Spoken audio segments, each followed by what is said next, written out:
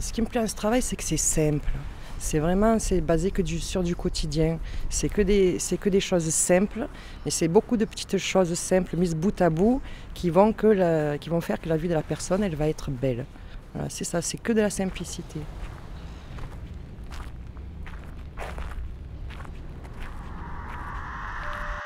Donc, je suis en formation d'éducateur spécialisé en 2e année à l'IMF de Montfavet.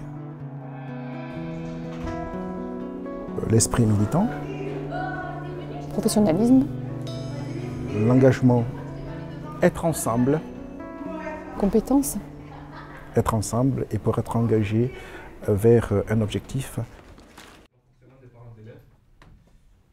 J'ai réalisé un stage pratique d'une durée de 12 semaines en première année dans un IME avec des enfants déficients intellectuels ou polyhandicapés.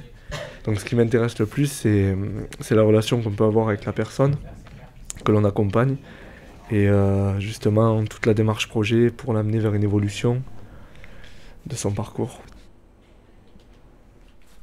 Au sein de l'IMF, dans tous les cas, les formations que nous faisons, on a tous le même projet pédagogique. Donc, que ce soit le site d'Avignon, d'Arles ou de Marseille, nous délivrons le même projet pédagogique. Ça, c'est quelque chose qui est important. Après, on va avoir des distinctions géographiques liées au public. Par exemple, la particularité de Marseille, c'est que nous sommes en centre-ville, donc très urbain. Vous avez vu Avignon ou Arles. En fait, l'IMF, à l'origine, si on peut dire à l'origine, oui, c'est ça. C'est le regroupement d'écoles, de petites écoles, centrées sur des formations d'éducateurs et centres sociaux.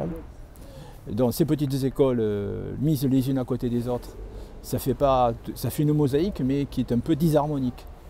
Et donc il y a eu tout un travail de mettre en harmonie, de mettre ensemble une organisation qui soit à la fois sociale, économique, aussi territorialisée dans divers lieux, Avignon, Arles, Marseille, et dans un système associatif, c'est-à-dire en même temps redonner et donner de la force, de l'énergie à l'association, c'est-à-dire le fait associatif, celui qui formule la stratégie de l'institution.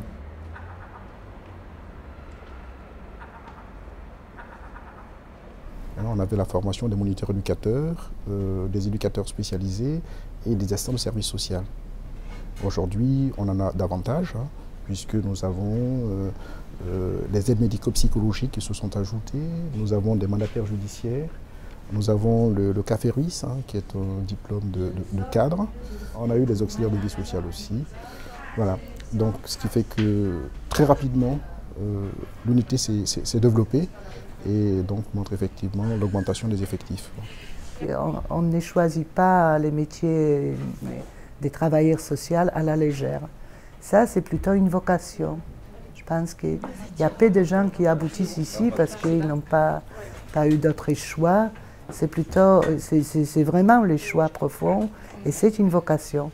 C'est notre profession presque. Et tout de suite, on reçoit les compliments, les remerciements, tout ça.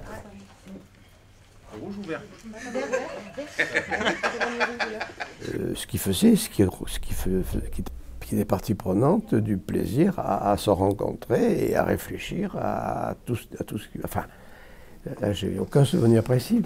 Les choses se passaient s'enchaîner, je veux dire, tout naturellement. Mais je crois que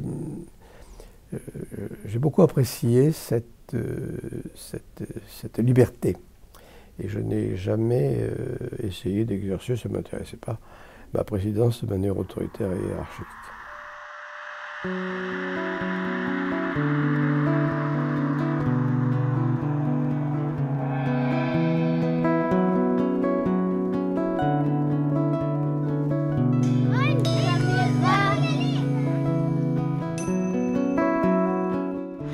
Je m'appelle Valérie, j'ai 45 ans et je fais la formation d'AMP à l'IMF parce que j'ai un premier diplôme d'animation. Et en fait, pour pouvoir intégrer le milieu médico-social et travailler avec des personnes indépendantes, des personnes handicapées ou des personnes âgées, donc il me fallait faire une formation médico-sociale. Donc cette formation se déroule sur 1 an Donc moi, à mon âge, j'ai trouvé ça très bien. Parce qu'après, ça fait trop, quoi. Et surtout, ce qui est l'intérêt aussi de cette formation, c'est que il y a la partie théorique de cours, mais aussi il y a une grosse partie pratique. Donc on fait en fait la moitié de cours et la moitié en stage pratique sur le terrain.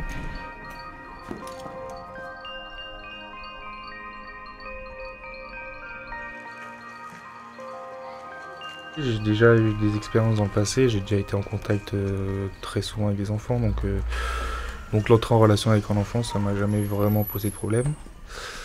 Par contre, c'est vrai que certains enfants, il faut aller les chercher quand même. Ils s'ouvrent pas forcément. La relation de confiance, quelque chose qui s'établit avec le temps aussi. Plus fort, plus fort. Bien. Allez, un petit coup Amélie, on fait tourner comme ça, pendant que Linda va mettre un petit peu de farine. Hop. Après, c'est moi. Allez, un petit peu de gomme. Je fais un petit coup, après je te fais. Allez. Ça m'est arrivé de temps en temps, oui, d'avoir des difficultés à entrer en relation avec un petit enfant qui était un peu fermé. Souvent, j'utilise le jeu comme moyen d'approche. Voilà. Et c'est bon. Allez, je te laisse faire la suivante. Moi. Avec Mélina, peut-être.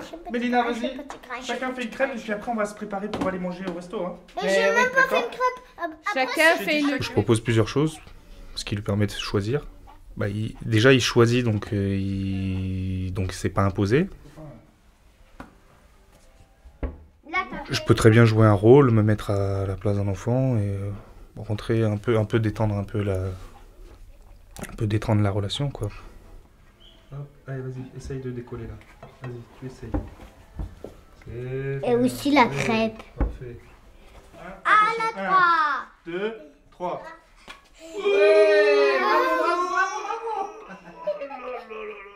Oh là là, tu le creux. Bravo Mélina, bravo.